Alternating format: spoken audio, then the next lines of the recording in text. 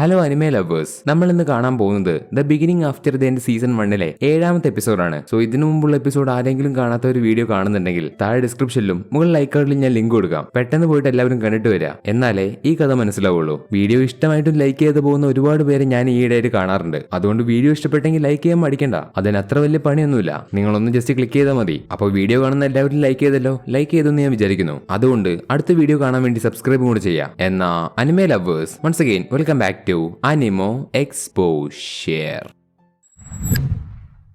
എപ്പിസോഡിന്റെ തുടക്കത്തിൽ ടെസിയുടെ അച്ഛനും അമ്മയും, അതായത് എലനോറിലെ രാജാവും റാണിയും ഇപ്പൊ എന്തോ ഒരു ആവശ്യത്തിന് വേണ്ടി ഒരു സ്ഥലത്തേക്ക് ഒരു മീറ്റിംഗിന് വേണ്ടി പോവുകയാണ്. അവർ പോകുന്നത് കണ്ടു നിൽക്കുന്ന ആർത്തറിന് അവരെന്തിനാണ് പോകുന്നതെന്ന് മനസ്സിലായില്ല. ആർത്തറും ടെസിയെ അവർ പോകുന്നത് കണ്ടു നിൽക്കുമ്പോൾ പെട്ടെന്ന് ടെസിയ ആർത്തറിന് കഴിക്കാൻ ഒരു ബർഗർ കൊടുത്തു. ആർത്തർ, ഇതാ നീ ഇത് തിന്നോ, എന്നെ പോലെ ഒരു സുന്ദരിയായിട്ടുള്ള പ്രിൻസസ് നിനക്ക് തരുമ്പോ നീ എന്നോട് നന്ദി പറയണം കേട്ടോ. അപ്പോ ആർത്തർ ആ ബർഗർ വാങ്ങി കഴിച്ചിട്ട് ഓ ഒരു സുന്ദരി എന്ന് പറഞ്ഞ ടെസിയെ എന്നത്തെയും പോലെ കളിയാക്കി. അടുത്ത സീനിൽ രണ്ടുപേരും ഒരുമിച്ച് ട്രെയിനിങ് ചെയ്യുന്നു. അപ്പോൾ അത് കണ്ട് അവരോട് വീര്യൻ, നിങ്ങളുടെ കുട്ടിക്കളി മതിയാക്ക്, ഇനി ശരിക്കുള്ള ട്രെയിനിങ്ങിന്റെ സമയമാണ് എന്ന് പറഞ്ഞ രണ്ടുപേർക്കും വീര്യൻ ഒരു മരത്തിന്റെ കത്തി കൊടുക്കുന്നു. കത്തി കിട്ടിയ രണ്ടുപേരും ഒരുമിച്ച് ട്രെയിനിങ് ചെയ്യുന്നത് കാണുമ്പോൾ എനിക്ക് തോന്നുന്നത് അവർ രണ്ടുപേരും അടുത്തതിലേക്ക് കടക്കാനുള്ള സമയമായെന്ന് എന്ന് വീര്യൻ തന്നെ മനസ്സിലേന്തിക്കുന്നു. ഇതിനുശേഷം ട്രെയിനിങ് കഴിഞ്ഞിരിക്കുന്ന ആർത്തറിനോട് വീര്യൻ മാജിക്കിനെ കുറിച്ച് പറഞ്ഞു കൊടുക്കുന്നു. ആദ്യം നിനക്ക് ഞാൻ മാജിക് എന്താണെന്ന് പറഞ്ഞു തരാം. ഒരാൾ അവരുടെ മാനെ കൺട്രോൾ ചെയ്ത് മാജിക്കിന്റെ കാര്യങ്ങളെല്ലാം പഠിച്ചു കഴിയുമ്പോൾ അവർക്ക് മാജിക്കിന്റെ 4 എലമെന്റ് ആയ ഫയർ, വാട്ടർ, എർത്ത്, വിൻഡ് ഇതിലേതെങ്കിലും ഒരു എലമെന്റ് ഉപയോഗിക്കാൻ കഴിയും. കൂടാതെ ഈ എലമെന്റുകൾ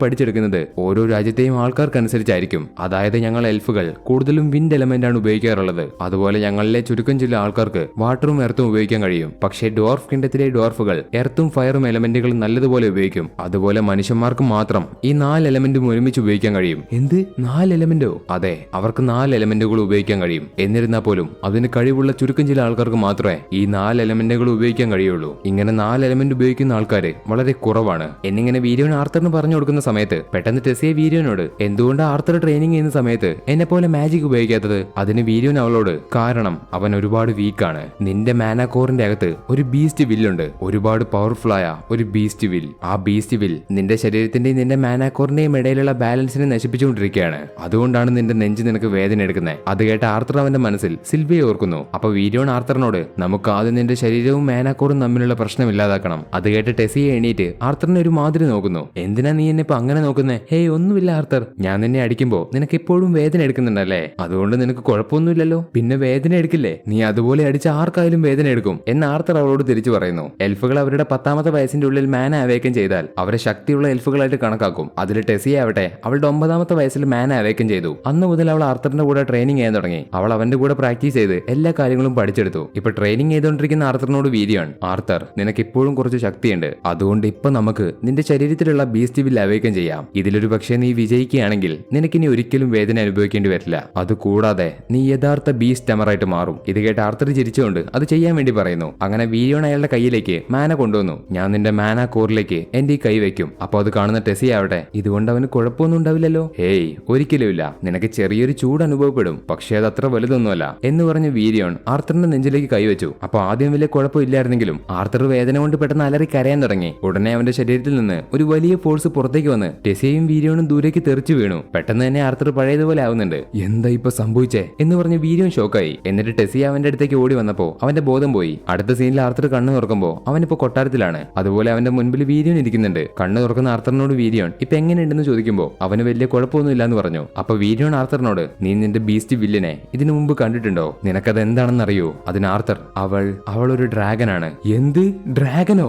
എന്റെ ദൈവമേ, എനിക്ക് വിശ്വസിക്കാൻ വയ്യ, ഇതൊരിക്കലും നടക്കില്ല. പക്ഷെ നേരത്തെ സംഭവിച്ചത് വെച്ച് നോക്കുമ്പോ എല്ലാം ശരിയാണ്. ഇനി നീ ഇത് എന്നോടല്ലാതെ മറ്റാരോടും പോയി പറയരുത്, കാരണം നിന്റെ ഈ ഡ്രാഗന്റെ വിൽ നിനക്ക് ഒരുപാട് പ്രശ്നം ഉണ്ടാക്കും. അപ്പൊ ആർത്തർ, ശരി ഞാനിത് ആരോടും പറയില്ല. അതുപോലെ മുത്തശ്ശ, എന്നെ സഹായിക്കുന്നതിന് ഒരുപാട് നന്ദി. അത് കേട്ട് വീര്യൻ, നീ അതൊക്കെ ഇപ്പൊ മാറ്റിവെക്ക്, 4 മാസം കൂടെ കഴിഞ്ഞാ നിന്റെ വീട്ടിലേക്ക് നിന്നെ പറഞ്ഞയക്കും. അത് കേട്ട് ആർത്തർ ഞെട്ടി. അതെന്താ ഇത്ര പെട്ടെന്ന്? ഞാൻ വിചാരിച്ചു എനിക്ക് ഇനിയും 2 വർഷം ഉണ്ടെന്ന്. അതിന് വീര്യൻ ആർത്തറിനോട്, ആ സമയത്ത് 3 രാജ്യങ്ങളിലെയും യുവാക്കൾ തമ്മിൽ ഒരു കൾച്ചറൽ എക്സ്ചേഞ്ച് നടക്കാൻ പോവുകയാണ്. അതുകൊണ്ട് അന്ന് ഇവിടെ നിന്ന് സൈറസ് സിറ്റിയിലേക്കുള്ള വാതിൽ തുറക്കും. ഇത് കേട്ട ആർത്തറിന് ഇപ്പോഴാണ് മനസ്സിലാവുന്നത് നേരത്തെ രാജാവും റാണിയും ഈ നടക്കാൻ പോകുന്ന കൾച്ചറൽ എക്സ്ചേഞ്ചിന്റെ മീറ്റിംഗിനാണ് പോയതെന്ന്. ഇപ്പൊ ഈ കാര്യങ്ങൾ ചിന്തിച്ചിരിക്കുന്ന ആർത്തറിനോട് വീര്യമാണ് എന്തുപറ്റി, അവസാനം നീ നിന്റെ പാരന്റ്സിനെ വീണ്ടും കാണാൻ പോവല്ലേ? അതെ, അത് ശരിയാണ്, പക്ഷേ എന്ന് പറഞ്ഞ ആർത്തർ ഇവിടെ നിന്ന് പോകുന്നതിന്റെ സങ്കടത്തിലിരിക്കുമ്പോ നീ ആദ്യം നല്ലപോലെ കിടന്നുറങ്ങ്, നാളെ തൊട്ട് ഞാൻ നിനക്ക് ഒരുപാട് ട്രെയിനിങ് തരാം എന്ന് പറയുന്ന വീര്യനോട് ആർത്തർ, അപ്പൊ ഞാൻ പോകുന്ന കാര്യം ടെസിയെ അറിഞ്ഞോ? അതിന് വീര്യൻ, അതെ, നീ പോകുന്ന കാര്യം അവളിപ്പോ അറിഞ്ഞിട്ടുണ്ടാവും. ഇവിടെ കട്ട് ചെയ്താൽ അടുത്ത സീനില് ഇവിടുന്ന് പോകുന്ന കാര്യം ആലോചിച്ച് സങ്കടപ്പെട്ട് കിടക്കാണ് ആർത്തർ. അപ്പൊ അവന്റെ തൊട്ടടുത്ത് അവന് സിൽവിയ കൊടുത്ത ഗിഫ്റ്റ് വെച്ചിട്ടുണ്ട്. പെട്ടെന്ന് അതിന്റെ അകത്ത് നിന്ന് എന്തൊരു സൗണ്ട് ഉണ്ടാകുന്നു. അതെന്താണെന്ന് അറിയാൻ വേണ്ടി ആർത്തർ എണീറ്റ് നോക്കുമ്പോ ആ കല്ല് പെട്ടെന്ന് പൊട്ടാൻ തുടങ്ങി. കൂടാതെ അതിന്റെ അകത്ത് ഒരു കണ്ണും. അത് പെട്ടെന്ന് കണ്ട ആർത്തർ പേടിച്ച് വരണ്ടുപോയി. ഇത്രയും കാലം അത് കല്ലാണെന്ന് വിചാരിച്ച് നടന്ന ആർത്തറിന് ഇപ്പോഴാണ് മനസ്സിലായത് അത് കല്ലല്ല, പകരം അതൊരു മുട്ടയാണെന്ന്. ഉടനെ ആ മുട്ട മുഴുവനായിട്ട് പൊട്ടി അതിന്റെ അകത്ത് നിന്ന് ഒരു കറുത്ത കുട്ടി ഡ്രാഗൺ പുറത്തേക്ക് വന്നു. എന്നിട്ട് ആർത്തർ ആ ഡ്രാഗനെ എടുത്ത് തിരിച്ചും മറിച്ചും നോക്കുന്നുണ്ട്. നീയൊരു ഡ്രാഗൻ ആണല്ലേ, ഓ എന്തൊരു ക്യൂട്ടാ നീ എന്ന് ആർത്തർ പറഞ്ഞില്ല. അപ്പോഴേക്കും ആ ഡ്രാഗൻ അവന്റെ കയ്യിലേക്ക് കയറി കടിച്ചു. എന്നിട്ട് അത് കടിച്ച ഭാഗത്ത് ആർത്തർ നോക്കുമ്പോൾ അവിടെ ഒരു പുതിയ മാർക്ക് വന്നിട്ടുണ്ട്. അതെന്തിനാണെന്ന് വെച്ചാൽ ഇപ്പോഴാണ് ആർത്തറിന് ആ ഡ്രാഗൻ പറയുന്നത് കേൾക്കാൻ പറ്റുന്നത്. അതായത് ആ ഡ്രാഗൻ അവന്റെ കയ്യിൽ കടിച്ചത് അവനുമായിട്ട് സംസാരിക്കാൻ വേണ്ടിയാണ്. ആ ഡ്രാഗൻ എന്ത് പറയുന്നോ അത് അവന്റെ തലയ്ക്കകത്ത് കേൾക്കും. ഇതിനു വേണ്ടിയാണ് ആ ഡ്രാഗൻ അവന്റെ കയ്യിൽ കടിച്ചത്. ഓ, അപ്പൊ നിനക്ക് എന്നോട് മാത്രം സംസാരിക്കാനും പറ്റുമല്ലേ? അപ്പോ ഇനി മുതൽ നീ എന്നെ അച്ഛാന്ന് വിളിച്ചാൽ മതി. എന്നാ ശരി, നിനക്ക് ഞാൻ സിൽവി എന്ന് പേര് വെക്കാം, നിന്റെ അമ്മയുടെ പേര് പോലെ. കേട്ടല്ലോ സിൽവി? ഓ, നിനക്ക് ആ പേര് ഇഷ്ടപ്പെട്ടല്ലേ? അയ്യോ, എനിക്ക് വിശ്വസിക്കാൻ കഴിയുന്നില്ല. എന്റെ 8ാമത്തെ വയസ്സിൽ ഞാനൊരു അച്ഛനായിട്ട് മാറി. എനിക്ക് ഉറപ്പാണ് എന്റെ പാരന്റ്സ് ഇതൊക്കെ കാണുമ്പോൾ ഉറപ്പായിട്ടും അത്ഭുതപ്പെടും എന്ന് പറയുന്ന ആർത്തറും അവന്റെ കൂടെ സിൽവിയും കിടന്നുറങ്ങി. ഇതിനുശേഷം രാവിലെ ആർത്തറിനെ എണീപ്പിക്കാൻ വരുന്ന ടെസിയ അവന്റെ ദേഹത്തുള്ള പുതപ്പ് മാറ്റുമ്പോഴാണ് അവൾ കുട്ടി സിൽവിയെ കാണുന്നത്. പെട്ടെന്ന് തന്നെ ടെസിയ സിൽവി ക്യൂട്ടാണെന്ന് പറഞ്ഞ് അതിനെ എടുത്ത് മുറുക്കി കെട്ടിപ്പിടിച്ചു. അപ്പൊ സിൽവി ആവട്ടെ എന്നെ വിടടി എന്നെ വിടടി എന്ന് പറഞ്ഞ് കരയുന്നു. ശേഷം അവർ രണ്ടുപേരും വീര്യോന്റെ അടുത്തേക്ക് പോകുമ്പോ സിൽവിയെ കണ്ട് വീര്യോണി ഞെട്ടി. എന്ത് പണ്ടാര ഇത്? അതിന് ആർത്തർ, ഇതൊരു ഡ്രാഗൻ ആണ്. അത് കേട്ട വീര്യോനാവട്ടെ, നീ ഇങ്ങനെ പെട്ടെന്ന് എനിക്ക് ഷോക്ക് തരില്ലേ? അതെന്റെ ഹൃദയത്തിന് അത്ര നല്ലതല്ല, ഞാൻ ഹൃദയം പൊട്ടി ചത്തുപോകും എന്നിങ്ങനെ വീര്യോൻ പറയുന്ന സമയത്തും ടെസിയ സിൽവിയുടെ കൂടെ കളിക്കുകയാണ്. അപ്പൊ വീര്യോൻ, നിന്റെ ഉള്ളിലുള്ള ബീസ്റ്റ് വില്ലിനെ നീ അവേക്കൻ ചെയ്തപ്പോഴായിരിക്കും ആ മുട്ട വിരിഞ്ഞത്. എന്തൊക്കെയായാലും ഒരു ഡ്രാഗനെ കിട്ടിയെന്ന് നീ പുറത്താരോടെങ്കിലും പറഞ്ഞാൽ അവരത് വിശ്വസിക്കില്ല. അതുകൊണ്ട് നിന്റെ കയ്യിലുള്ളത് ഒരു റയർ ആയിട്ടുള്ള മാന ബീസ്റ്റ് ആണെന്ന് പറഞ്ഞാൽ മതി. ഇനി അതൊക്കെ അവിടെ ഇരിക്കട്ടെ, നമുക്ക് ആദ്യം ഇന്നത്തെ ട്രെയിനിങ്ങിലേക്ക് കിടക്കാം. ഇപ്പൊ നീ ഒരു ബീസ്റ്റ് ടമറായിട്ട് മാറി. അതുകൊണ്ട് നീ നിന്റെ ബീസ്റ്റ് കോറും മാന കോറും ഒരുമിച്ച് ട്രെയിൻ ചെയ്യണം. അതുകൊണ്ട് ഇത് രണ്ടും ഒരുമിച്ച് ട്രെയിൻ ചെയ്യാൻ നല്ലത് ഫൈറ്റ് ചെയ്യുന്നതാണ് എന്ന് പറഞ്ഞ് വീര്യോൻ പെട്ടെന്ന് അദ്ദേഹത്തിന്റെ പവർ ഉപയോഗിക്കുന്നു. അങ്ങനെ വീര്യോൻ ഒരു കറുത്ത ബീസ്റ്റ് ആയിട്ട് മാറി. അദ്ദേഹത്തിന് നല്ല ശക്തി ഉണ്ടെന്ന് എനിക്ക് നേരത്തെ അറിയായിരുന്നു, പക്ഷെ ഇത്രമാത്രം ഉണ്ടാവുമെന്ന് ഞാൻ പ്രതീക്ഷിച്ചില്ല എന്നിങ്ങനെ ആർത്തർ അവന്റെ മനസ്സിൽ ചിന്തിക്കുമ്പോ പെട്ടെന്ന് വീര്യോൻ ആർത്തറിന് പോലും കാണാൻ പറ്റാത്ത സ്പീഡിൽ അവനെ വന്ന് തൊട്ടു. എന്നിട്ട് അവൻ തിരിഞ്ഞു നോക്കുമ്പോ വീര്യോനെ കാണുന്നില്ല. അതുകൊണ്ട് ആർത്തർ അവന്റെ 2 കൈ ഉയർത്തി അവൻ തോറ്റുപോയി എന്ന് പറയുന്നു. അങ്ങനെ മറിഞ്ഞിരിക്കുന്ന വീര്യവും പുറത്തു വന്നു. നിങ്ങളുടെ ഓരോ നീക്കവും നന്നായിരുന്നു, എനിക്ക് നിങ്ങളെ കണ്ടുപിടിക്കാൻ പോലും പറ്റിയില്ല എന്ന് ആർത്തർ പറയുമ്പോ അതിന് വീര്യോൻ, ഇതാണ് ഷാഡോ പാന്തർ. ഷാഡോ പാന്തറിന് കാറ്റിനെ പോലും കൺട്രോൾ ചെയ്യാനുള്ള കഴിവുണ്ട്. കൂടാതെ ചുറ്റുമുള്ള ശബ്ദത്തെ മുഴുവനായിട്ട് ഇല്ലാതാക്കും. അതൊരു തരം ഹൈ മാജിക് ആണ്. എന്നിരുന്നാൽ പോലും എല്ലാത്തിനും അതിന്റേതായ കുറവുകൾ ഉണ്ടാവും. ഇത് ഉപയോഗിക്കുമ്പോൾ എനിക്ക് എന്റെ ഒരുപാട് ശക്തി നഷ്ടപ്പെടും. അങ്ങനെ ഞാൻ പെട്ടെന്ന് ക്ഷീണിക്കും എന്നിങ്ങനെ ആർത്തറിനോട് പറയുന്ന വീര്യോൻ ഒരു കത്തി എടുത്തു. എന്നാ ശരി, നിന്നെ കളിയാക്കിയത് മതി, ഇനി നമുക്ക് യഥാർത്ഥ ട്രെയിനിങ്ങിലേക്ക് കടക്കാം എന്ന് പറയുന്ന വീര്യോന്റെ കൂടെ ആർത്തറിന്റെ ട്രെയിനിങ് വീണ്ടും ആരംഭിച്ചു. അങ്ങനെ ഒരുപാട് ദിവസം കടന്നുപോയി. ആർത്തറിന് ഇപ്പൊ അവന്റെ ഉള്ളിലുള്ള ബീസ്റ്റ് വില്ലിന്റെ പവർ ഉപയോഗിക്കാൻ കഴിയുന്നുണ്ട്. അവൻ ആ പവർ എന്ന് ഉപയോഗിച്ചു തുടങ്ങിയോ, അവൻ എന്നാണോ അത് അവേഗം ചെയ്തത് അന്നു മുതൽ അവന്റെ നെഞ്ചിലുള്ള വേദന മാറി. അതുപോലെ ബീസ്റ്റ് വില്ലിന്റെ പവർ ഉപയോഗിച്ച് ട്രെയിനിങ് ചെയ്യുന്നതിനനുസരിച്ച് അവന് വീര്യോന്റെ കൂടെ പിടിച്ചു നിൽക്കാൻ പറ്റുന്നുണ്ട്. അവൻ അടിക്കുന്ന ഓരോ അടിയിലും വീര്യോന്റെ കാല് പതിയെ പുറകിലേക്ക് വരാൻ തുടങ്ങി. ട്രെയിനിങ് ഇല്ലാത്ത സമയത്താവട്ടെ അവൻ ടെസിയുടെ കൂടെ സാധാരണ കുട്ടികൾ കളിക്കുന്നത് പോലെ കളിക്കുന്നു. ഇതിനുശേഷം ആർത്തറും ടെസിയും ഒരുമിച്ച് നടന്നു പോകുമ്പോ പഴയതുപോലെ ആർത്തറിന് ഒരു പയ്യൻ വന്ന് മുട്ടി. ഹേയ്, നിനക്കൊന്ന് നോക്കി നടന്നൂടെ? എന്റെ ഊഹം ശരിയാണെങ്കിൽ നീ ആ മനുഷ്യനല്ലേ ആർത്തർ? പക്ഷെ അവനെ കാണുന്ന ആർത്തറിന് അവൻ ആരാണെന്ന് മനസ്സിലായില്ല. ആർത്തർ അവനോട് നീ ആരാണെന്ന് ചോദിക്കുന്നു. നിനക്കെന്നെ മനസ്സിലായില്ലേ? ഒരു നോബിൾ ആയിട്ടുള്ള പയ്യൻ, പണ്ട് നിന്റെ കൂടെ ഒറ്റയ്ക്കൊറ്റയ്ക്ക് തല്ലിന് വന്നപ്പോ നീ കള്ളത്തരത്തിലൂടെ തോൽപ്പിച്ച ആ പയ്യൻ. പക്ഷെ ഈ പ്രാവശ്യം നിനക്ക് ഞാൻ ആരാണെന്ന് ഓർമ്മപ്പെടുത്തി തരാം. എന്റെ കൂടെ തല്ലിനുണ്ടെങ്കിൽ വാടാ ആർത്തർ. അടുത്ത സീനില് അവൻ അടികിട്ടി താഴെ കിടക്കുകയാണ്. അപ്പൊ ടെസിയ, ഇവനാണ് ഫേറിത്ത് എന്ന് പറയുന്നു. അത് കേട്ട് ആർത്തർ അവന്റെ തോളത്ത് കൈവച്ചു. ഫേറിത്ത്, നിന്നെ വീണ്ടും കണ്ടതിൽ ഒരുപാട് സന്തോഷം എന്ന് പറഞ്ഞ് ആർത്തർ അവന് കൈ കൊടുക്കുന്നു. അത് കണ്ട് പുറകിൽ നിൽക്കുന്ന ഫേറിത്തിന്റെ കൂട്ടുകാര്, അപ്പൊ നീ അവന്റെ ഫ്രണ്ട് ആയല്ലേ, പിന്നെ അവനെ ഫെയ്ഫേ എന്ന് വിളിച്ചാൽ മതി. അങ്ങനെയാണ് അവന്റെ ഫ്രണ്ട്സ് എല്ലാം അവനെ വിളിക്കാറുള്ളത്. അത് കേട്ട് ദേഷ്യപ്പെടുന്ന ഫേറിത്ത്, നീ എന്തിനാ ഇതൊക്കെ അവന് പറഞ്ഞു കൊടുക്കുന്നേ? ഇതൊന്നും അവനോട് പറയേണ്ട ആവശ്യമില്ല. അപ്പൊ ആർത്തർ അവരോട്, 3 രാജ്യത്തിലെയും യുവാക്കൾ തമ്മിൽ നടക്കാൻ പോകുന്ന കൾച്ചറൽ എക്സ്ചേഞ്ചിന് നിങ്ങളും വരുന്നുണ്ടോ? അതിന് ഫേറിത്ത്, പിന്നില്ലാതെ ഞങ്ങളും വരുന്നുണ്ട്, കാരണം പണക്കാരായിട്ടുള്ള ഞങ്ങളെ പ്രത്യേകം ക്ഷണിച്ചതാണ്. അപ്പൊ അവന്റെ പുറകിലുള്ള ഫ്രണ്ട്സ്, സമൂഹത്തിൽ ഉയർന്ന പദവിയുള്ള എല്ലാവരുടെയും മക്കൾ ഇതിന് വരുന്നുണ്ട്. അത് കേട്ട് ആർത്തർ, അപ്പൊ ടെസിയെ പോകുന്നില്ലേന്ന് ചോദിക്കുമ്പോ അതിന് ടെസിയെ ഒന്നും പറയുന്നില്ല.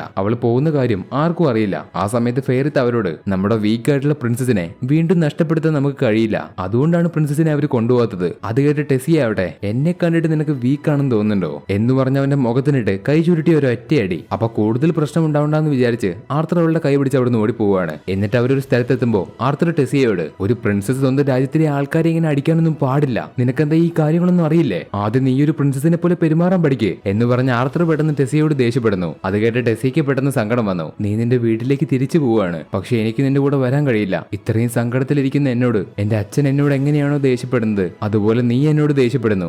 ആർത്തി, നീ ഒരു കിഴവനാണ് എന്ന് പറഞ്ഞ് ടെസിയ അവിടുന്ന് കരഞ്ഞോണ്ട് ഓടിപ്പോന്നു. ശേഷം ടെസിയ അവളുടെ റൂമിൽ സങ്കടത്തോടെ ഇരിക്കുന്ന സമയത്ത് ആ റൂമിന്റെ ജനാല തുറന്ന് ആർത്തർ അവിടേക്ക് വന്നു. എന്നിട്ട് അവൻ ടെസിയയോട്, ഹേയ് നമുക്ക് കാട്ടിലേക്ക് പോയാലോ, പണ്ട് നമ്മൾ പോയതുപോലെ എന്ന് പറഞ്ഞ ആർത്തർ അവളെ സന്തോഷിപ്പിക്കാനായിട്ട് അവളെയും കൂട്ടി കാട്ടിലേക്ക് പോവാണ്. അവര് കാട്ടിലൂടെ നടന്നുകൊണ്ടിരിക്കുന്ന സമയത്ത് ടെസിയ അവനോട്, ആർത്തർ ഈ സമയത്ത് ഇതിലൂടെ പോകുന്നതിന് വല്ല കുഴപ്പമുണ്ടോ? അതിന് ആർത്തർ, നമ്മളെ തട്ടിക്കൊണ്ടുപോകാൻ ആരെങ്കിലും വന്നാൽ നമുക്ക് ഓടിയ പോരെ എന്ന് പറഞ്ഞ ആർത്തർ ആ കാട്ടിലുള്ള കുറച്ച് വോൾഫുകളെ ടെസിയക്ക് കാണിച്ചു കൊടുത്തു. ഈ വോൾഫുകളെയാണ് പണ്ട് അവർ രക്ഷപ്പെടുത്തിയത്. ഇപ്പൊ അവറ്റങ്ങളെ കാണുന്ന ടെസിയക്ക് ഒരുപാട് സന്തോഷമാവുന്നുണ്ട്. ശേഷം അവർ രണ്ടുപേരും കാടിന്റെ ഒരു ഭാഗത്ത് തീയൊക്കെ കത്തിച്ച് സംസാരിച്ചിരിക്കുമ്പോൾ ടെസിയക്ക് എപ്പോഴത്തെയും പോലെ ഉറക്കം വരുന്നുണ്ട്. അതുകൊണ്ട് ആർത്തറിന് അവൾക്ക് ഉറക്കം വന്നു എന്ന് അറിയാതിരിക്കാൻ അവൾ കുറച്ച് തീ കൂടുതൽ കത്തിക്കുന്നു. എന്നിട്ട് അവൾ ആർത്തറിനോട്, മനുഷ്യന്മാരുടെ കിങ്ഡം കാണാൻ എങ്ങനെയായിരിക്കും, അതിനെപ്പറ്റി എനിക്കിപ്പോ കൂടുതലായിട്ടൊന്നും അറിയില്ല, കാരണം ഞാൻ അവിടുന്ന് വന്നിട്ട് ഇപ്പൊ ഒരുപാടായല്ലോ എന്ന് ധരിച്ച ആർത്തർ, അങ്ങനെയാണെങ്കിൽ നീ ഇവിടെ താമസിച്ചോ എന്ന് ടെസിയ ആർത്തറിനോട് പറയുമ്പോ, പക്ഷേ എനിക്കതിന് എന്ന് പറഞ്ഞ ആർത്തർ അവളോട് പറയാൻ തുടങ്ങുമ്പോഴേക്കും ടെസിയ പെട്ടെന്ന് അവിടെ കിടന്നുറങ്ങി. ഇതിനുശേഷം അടുത്ത ദിവസം രാവിലെ ആർത്തർ അവന്റെ വീട്ടിലേക്ക് തിരിച്ചു പോകാൻ തയ്യാറായി. അവനെ യാത്ര അയക്കാൻ അവിടെയുള്ള എല്ലാവരും വന്നിട്ടുണ്ട്. എന്നിട്ട് അവൻ പോകുന്നതിന് മുമ്പ് വീരിയോൺ അവനൊരു ഗിഫ്റ്റ് കൊടുത്തു, ഒരു കോമ്പസ്. ഇനി അവിടേക്ക് എന്തെങ്കിലും തിരിച്ചു വരുമ്പോ അവന് വഴി തെറ്റി പോവാതിരിക്കാനുള്ള കോമ്പസ്. ആ കോമ്പസില് രാജാവിന്റെ ഒരു സിമ്പിൾ ഉണ്ട്. അതവൻ കാണിച്ചു കൊടുത്താ ഇവിടേക്ക് തിരിച്ചു വരുമ്പോ ആരും അവനെ തടയില്ല. ആ കോമ്പസ് ഗിഫ്റ്റ് ആയിട്ട് കിട്ടുന്ന ആർത്തർ, മുത്തശ്ശ നന്ദി എന്ന് വീരിയോനോട് പറയുന്നു. അതിന് വീരിയോൺ ആർത്തറിനോട്, ഇനി ഇന്നലത്തെ പോലെ രാത്രി ഒറ്റയ്ക്കൊന്നും ഇറങ്ങി പുറത്തേക്ക് നടക്കരുത് എന്ന് പറഞ്ഞ വീരിയോൺ അവരിന്നലെ രാത്രി പോയ കാര്യം കണ്ടുപിടിച്ചു എന്നുള്ള രീതിയിൽ പറയുന്നു. ശേഷം ആർത്തർ അവിടെ ടെസിയെ നോക്കുന്നുണ്ട്. പക്ഷെ ടെസിയ അവിടേക്ക് വന്നിട്ടില്ല. തുടർന്ന് ആർത്തറിനും അവിടേക്ക് കൾച്ചറൽ എക്സ്ചേഞ്ചിന് പോകാനുള്ള കുട്ടികൾക്കുള്ള ആ വലിയ ഗേറ്റ് തുറന്നു. പെട്ടെന്നാണ് അവിടേക്ക് ആർത്തി എന്ന് വിളിച്ച് ടെസിയ ഓടി വരുന്നത്. എന്നിട്ട് ടെസിയ ആർത്തറിനോട്, നീ ഭക്ഷണങ്ങളൊക്കെ സമയത്ത് തന്നെ കഴിക്കണം, അസുഖങ്ങളൊന്നും വരാതെ നോക്കണം, പിന്നെ അതുകൂടാതെ എനിക്കറിയാം ടെസിയ, എല്ലാം എനിക്കറിയാം എന്ന് പറഞ്ഞ ആർത്തർ ടെസിയെ കെട്ടിപ്പിടിച്ചു. ടെസിയ, ഞാൻ നിന്നെ ഒരുപാട് മിസ് ചെയ്യും. അത് കേട്ട് ടെസിയെ കരയുന്നു. ആർത്തി, ഞാൻ നിന്നെ ഒരുപാട് മിസ് ചെയ്യും. ഇപ്പൊ ആർത്തറിന് തിരിച്ചു പോകാനുള്ള സമയമായി. അങ്ങനെ ആർത്തർ ആ വാതിലൂടെ സാപ്പിൻ കിങ്ഡത്തിൽ ഫ്ലോട്ട് ചെയ്ത് നിൽക്കുന്ന സൈറസ് സിറ്റിയിലേക്ക് എത്തി. ഇത് സാപ്പിൻ കിങ്ഡത്തിൽ ഉയർന്നു നിൽക്കുന്ന ഒരു സിറ്റിയാണ്, അതായത് ആകാശത്ത് ഫ്ലോട്ട് ചെയ്ത് നിൽക്കുന്ന ഒരു സിറ്റി. ഇവിടെയാണ് ഇപ്പോൾ ആർത്തറിന്റെ അച്ഛനും അമ്മയും ഉള്ളത്. അങ്ങനെ ആർത്തർ അവസാനം അവന്റെ അച്ഛനും അമ്മയുള്ള വീട്ടിലേക്ക് വന്ന് അവിടുത്തെ വാതിലിൽ മുട്ടി. അപ്പൊ വാതിൽ തുറന്നു വരുന്നത് ഒരു ചെറിയ പെൺകുട്ടിയാണ്. ഹേ എലനോർ, നീ ഭക്ഷണം മുഴുവൻ കഴിച്ചു തീർന്നിട്ടില്ല എന്ന് പറഞ്ഞ ആലീസും കൂടെ തന്നെ റെയ്നോൾഡും അവിടേക്ക് ഓടി വരുന്ന രണ്ടുപേരും ആർത്തറിനെ കണ്ടു. അപ്പൊ ആർത്തർ അവരോട്, ഞാൻ വീട്ടിലേക്ക് എത്തി എന്ന് ചിരിച്ചുകൊണ്ട് പറയുന്ന ഈ ഒരു സീൻ കാണിച്ചുകൊണ്ട് ഈ എപ്പിസോഡ് ഇവിടെ വെച്ച് അവസാനിക്കുന്നു. സോ നമ്മുടെ വൺ പീസ് ഫാൻസ് അസ്വസ്ഥരാണെന്ന് എനിക്കറിയാം. അവരെ ഒന്ന് ശാന്തരാക്കാൻ വേണ്ടി വൺ പീസ് ഡെയിലി അപ്ലോഡ് ചെയ്യാനുള്ള പ്ലാനിംഗ് ഒക്കെ ഞാൻ ചെയ്യുന്നുണ്ട്. അതിൽ 1-2 ദിവസം മാത്രം വീഡിയോ വരാത്തതൊഴിച്ച് ബാക്കിയുള്ള എല്ലാ ദിവസവും വീഡിയോ അപ്ലോഡ് ചെയ്യും. സോ ഇതിനെപ്പറ്റിയുള്ള കൂടുതൽ കാര്യങ്ങളൊക്കെ ഞാൻ കമ്മ്യൂണിറ്റിയിൽ അറിയിക്കാം. എന്ന് വീഡിയോ വരും, എങ്ങനെയൊക്കെ വീഡിയോ വരും എന്നുള്ള കാര്യങ്ങളൊക്കെ. സോ കമ്മ്യൂണിറ്റിക്ക് വേണ്ടി എല്ലാവരും വെയിറ്റ് ചെയ്യുക. അതുപോലെ ഡെയിലി വീഡിയോ വന്നാൽ നിങ്ങൾ ലൈക്ക് ചെയ്യാൻ മറക്കരുത്. ഇന്നത്തെ ഈ ഒരു വീഡിയോ ഇഷ്ടപ്പെട്ടാലും നിങ്ങൾ ലൈക്ക് ചെയ്യണം. അതുപോലെ അടുത്ത വീഡിയോ കാണാൻ വേണ്ടി സബ്സ്ക്രൈബ് ചെയ്യുക. ചിലപ്പോൾ ഈ ചാനൽ നിങ്ങൾക്ക് അടുത്ത തവണ സെർച്ച് ചെയ്താൽ കിട്ടണമെന്നില്ല. നിങ്ങൾ ചിലപ്പോൾ പേര് മറന്നു പോയേക്കാം. അതുകൊണ്ട് നിങ്ങൾ സബ്സ്ക്രൈബ് ചെയ്താൽ അപ്ലോഡ് ചെയ്യുന്ന വീഡിയോസ് ഒക്കെ നിങ്ങളിലേക്ക് എത്തും. പിന്നെ ഈ വീഡിയോയെ കുറിച്ചുള്ള നിങ്ങളുടെ അഭിപ്രായം കമന്റ് ആയിട്ട് അറിയിക്കുക. ഇനി നിങ്ങൾക്ക് ഒന്നും കമന്റ് ചെയ്യാനില്ലെങ്കിൽ നിങ്ങൾ ലൈക്ക് ചെയ്യുമ്പോൾ എത്ര ലൈക്ക് എന്ന് കമന്റ് ചെയ്യുക. എന്നാ അടുത്തൊരു വീഡിയോയുമായി കാണുന്നത് വരെ അനിമേ ലവേഴ്സ്, ഇറ്റ്സ് മീ അനിമോ.